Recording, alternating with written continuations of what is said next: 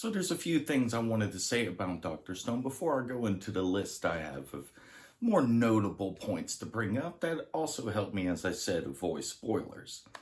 Um, I will be going into some spoilers of the first two episodes. This way I can really help kind of build that desire to watch the show, if you will.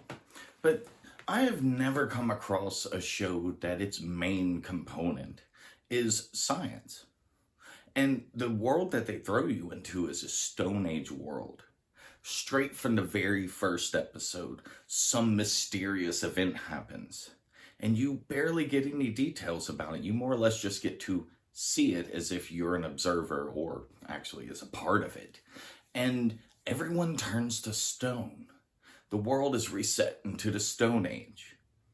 And Senku manages to be one of the, if not the first person to break out of that stone little shell.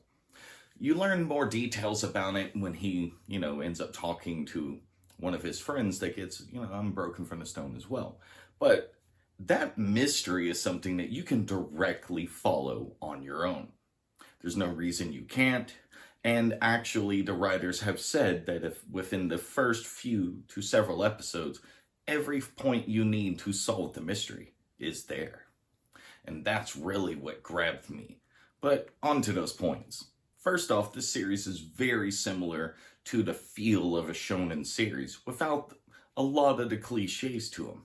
It does it in a totally different angle.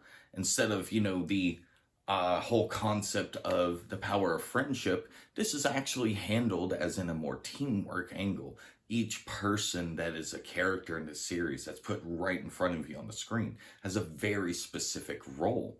And each of them together ends up being able to accomplish more and more as they're advancing the technology and other things they have. It's not even Senku who builds the first water wheel.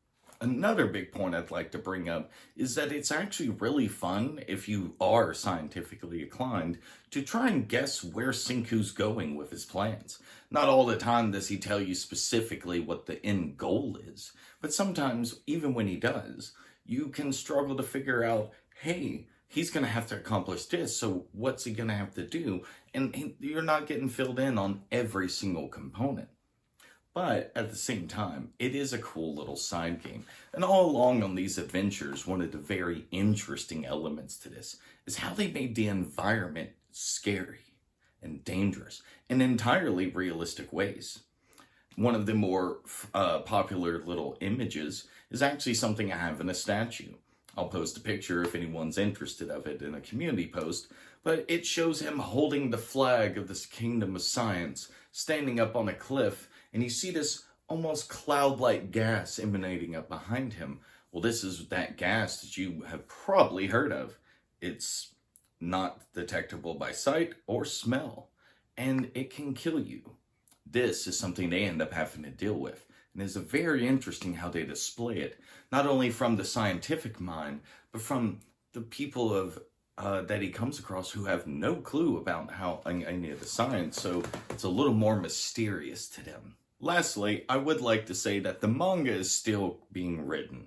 There's more to come for that, and definitely more to come from the anime.